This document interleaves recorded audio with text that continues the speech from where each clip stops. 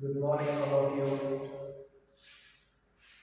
आज हम पढ़ेंगे हमारा बीएड फर्स्ट ईयर का एक जिसका है छठवां पेपर है, जिसका नाम है जेड स्कूल एंड सोसाइटी, जिसके अंदर हम पढ़ेंगे विभिन्न सामाजिक क्षेत्रों, समूहों, समयों में बालक या बालिका बनने का अर्थ एवं अनुभव।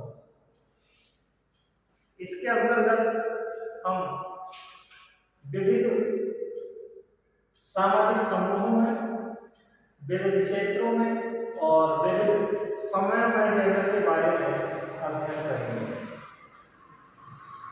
जैसा कि आप लोग को पहली क्लास में बता दिया है कि जेंडर क्या है, समझ लीजिए एक बार फिर मैं बता रहा हूँ। जेंडर और लिंग दो शब्द हैं, होने को इसको एक ही समझा जाता है, परंतु इन दोनों में बड़ा गहरा अंतर है। लिंग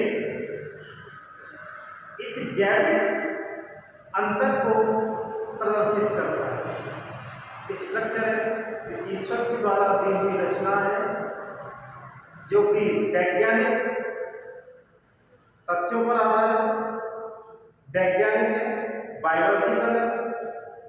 लेकिन जो जेंडर शब्द है वो बड़ा ही भिन्न शब्द है, समाज के द्वारा थोपा हुआ शब्द है। जैसे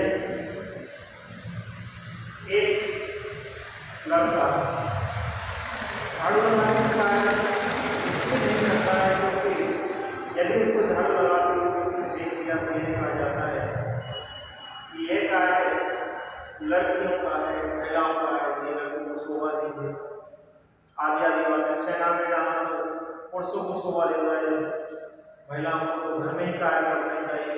प्राचीन काल से स्त्रियों और पुरुषों के दायित्वों को बांट दिया गया।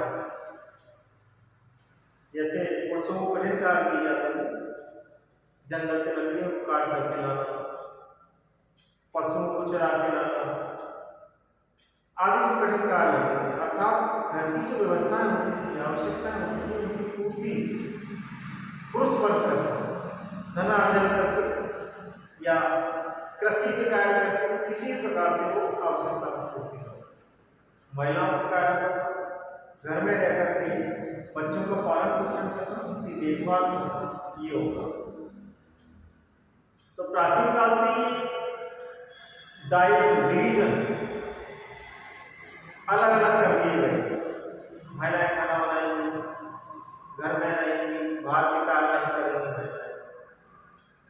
तो ये जो जेंडर शब्द है, ये थोपा हुआ शब्द है कि ये कार्य महिलाएं नहीं कर सकती, जबकि ऐसा नहीं, महिलाएं भी कठिन से कठिन कार्य कर सकती हैं।